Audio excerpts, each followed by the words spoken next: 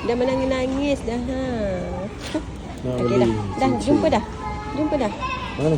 Boleh main. Tengok. Jom bayar. Tengok cantiknya. Berapa ni?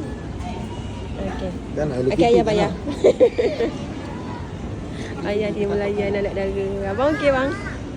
Abang okey? Nak balik Lebih.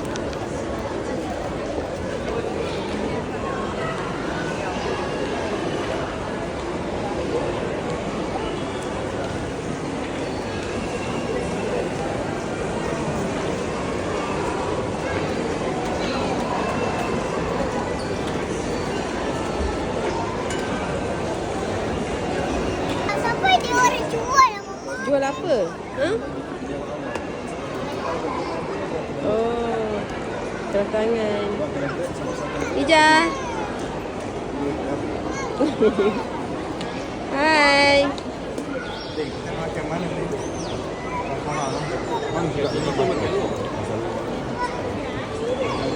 Ada.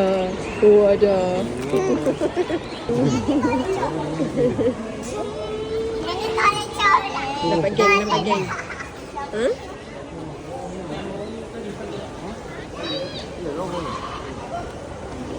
Ija? Ya.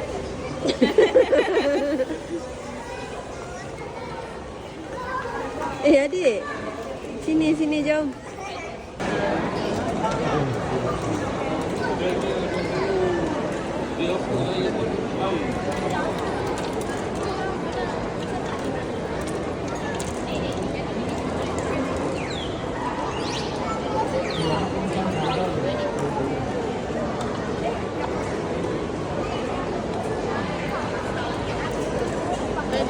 Khairah cakap mukis ada. Dia minat mukis.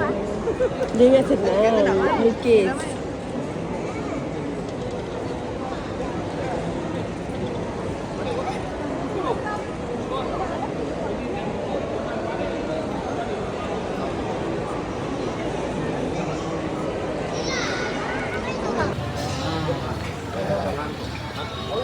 Bayar tu ni.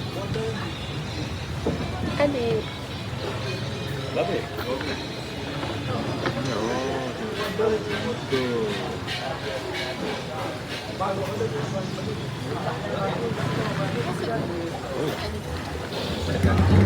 Kantor dia bawa.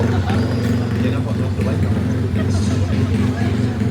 Hijau ni.